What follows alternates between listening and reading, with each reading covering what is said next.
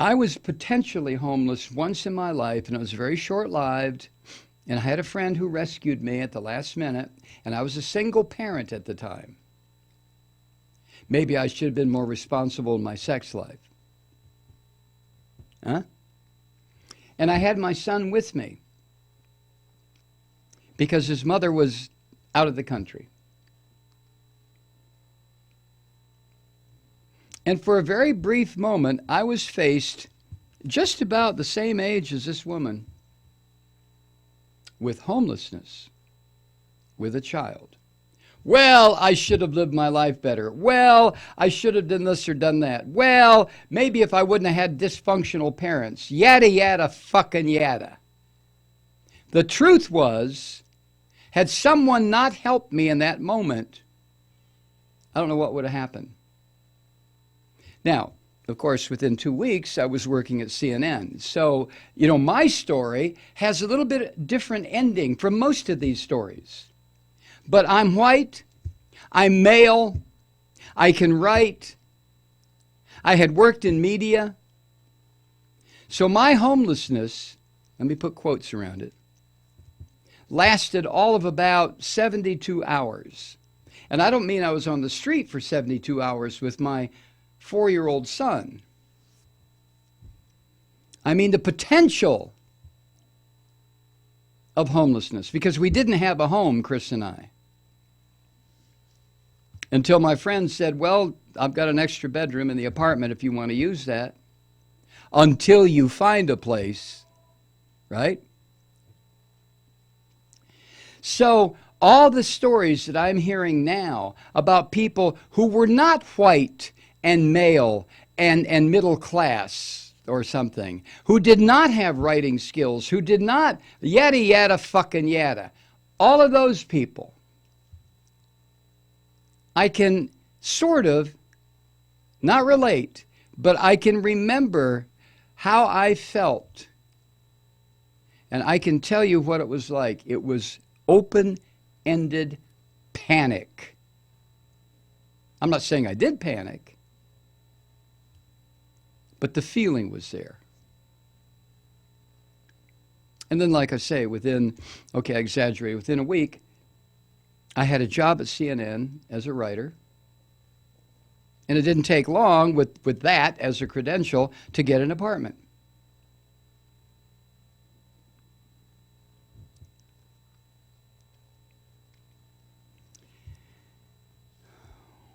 In the Times, it says 1 month after the government shutdown began, its effects have begun to hurt some of the most vulnerable Americans, not just homeless people, but also those who are one crisis away from the streets. And that was the thing I remember. I've got a 4-year-old. Cutest little boy ever born, who's now a 40-year-old man healing people who otherwise would die if it weren't for Chris's intervention.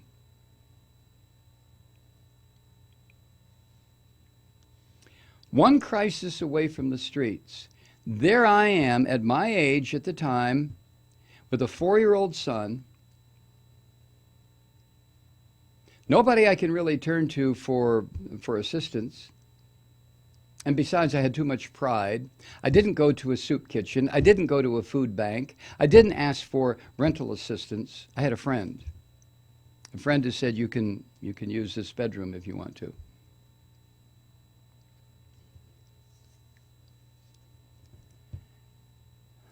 But I remember that feeling. I will never forget that feeling. I never have forgotten it. In the almost 40 years since then, I can conjure that feeling up just like that.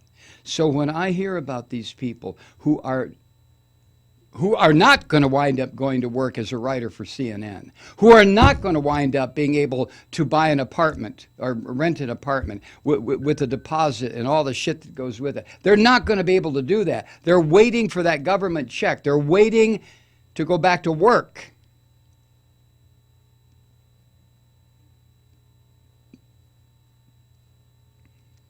When I think about those people, individually, collectively, I can't feel their panic. I can't feel their fear. I can't feel that awful feeling that you get when you're in a situation like, maybe you've been there. Maybe you have. But I remember what my panic felt like. And along with the panic, just a tad of self-loathing. Like, what the fuck have you been doing, Malloy, since you got out of school? What are you doing? Why are you at this point in your life?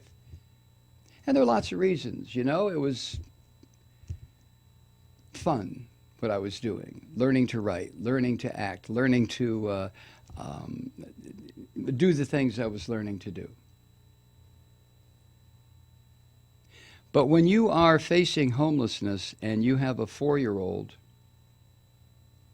or two kids, 3 kids, and you have no health insurance, which we didn't, and there was no available Medicaid in the state of Georgia at the time, state Medicaid, and I knew that I was 1 inch away from a fucking catastrophe if my beautiful little 4-year-old son developed, and he was already had asthmatic bronchitis. I already was taking him to emergency rooms at hospitals. I think we'd made 2 trips.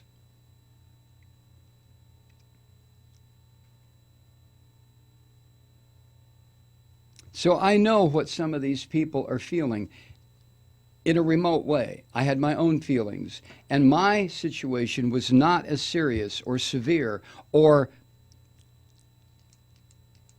a brick wall ending as some of these people. I had a way out. All it took was my going over to CNN and applying and being hired on the spot.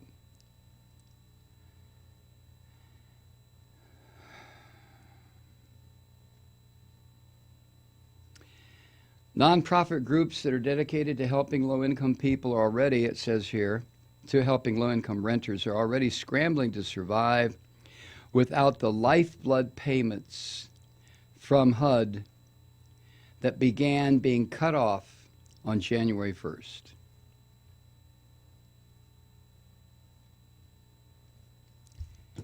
And the fact that those funds were cut off has left a growing number of people like Mrs. I was telling you about in limbo.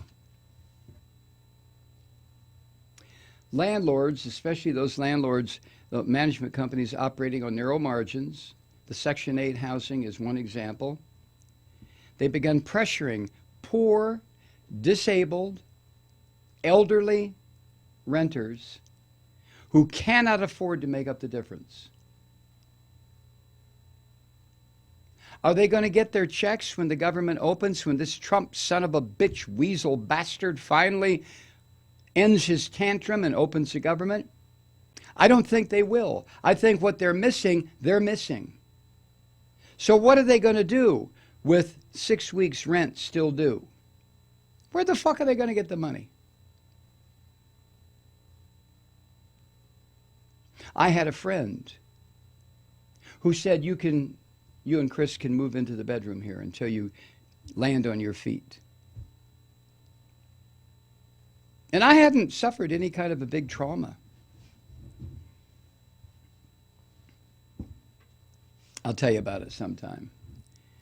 But there we were. And here they are.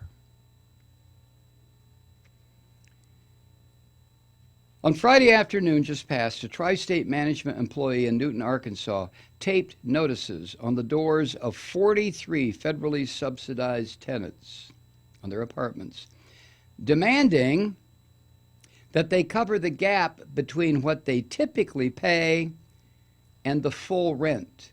See, the government is not providing the subsidizing money.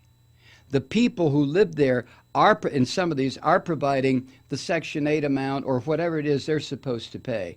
If the rent is $400 and HUD provides $300 of it, they've got to come up with $100. So now some of these marginal landlords are saying, okay, you got to come up with the whole $400. You might as well say, cut your fucking head off because I'm collecting heads this week.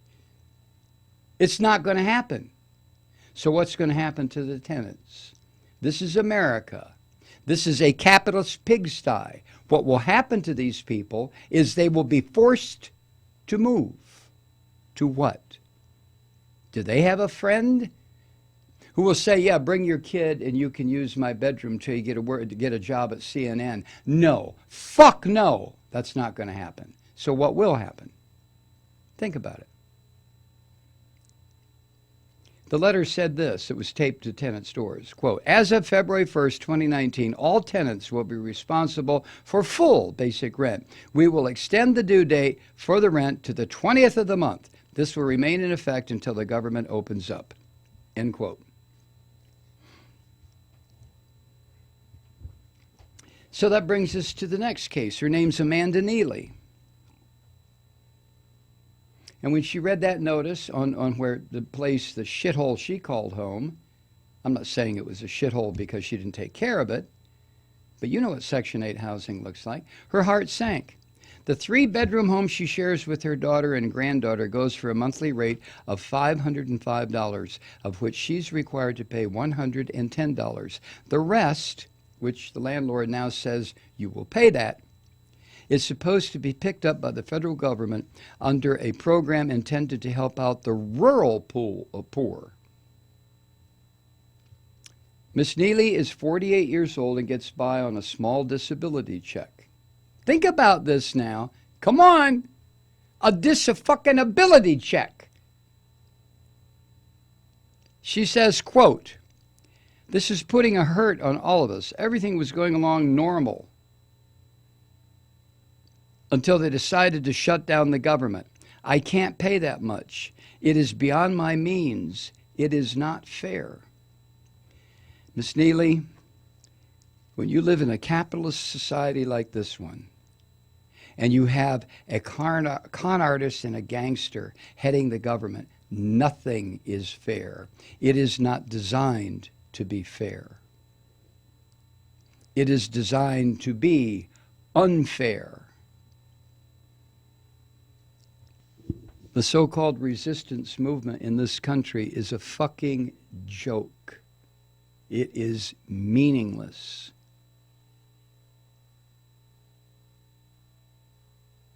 We can have marches until our fucking feet fall off. And it's not going to do what needs to be done. What needs to be done in the United States right now is to peacefully and legally remove this insane fucker who runs the country. And in order for the Congress of the United States, the House to indict the son of a bitch, the Senate to convict him, there has to be a show of force that is so huge that these cowardly fuckers that call themselves Christian Republicans will take note and will say, well, you know, we better calm this shit down. Let's go ahead and get rid of him before these people decide that peaceful resistance is not getting the job done.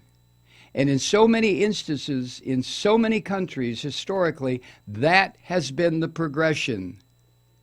Petition, demonstrate, revolution.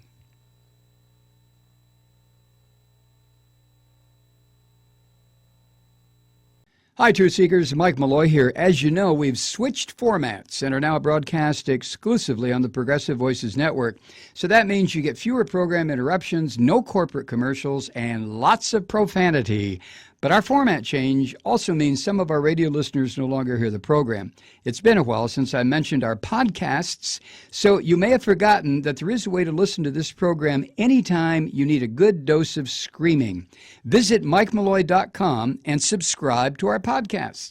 You have your choice. You can listen to The Ranting with the audio podcast or listen and watch me lose control with a video podcast subscription. As a podcast subscriber, you can download the program to your mobile device and take me with you wherever you go.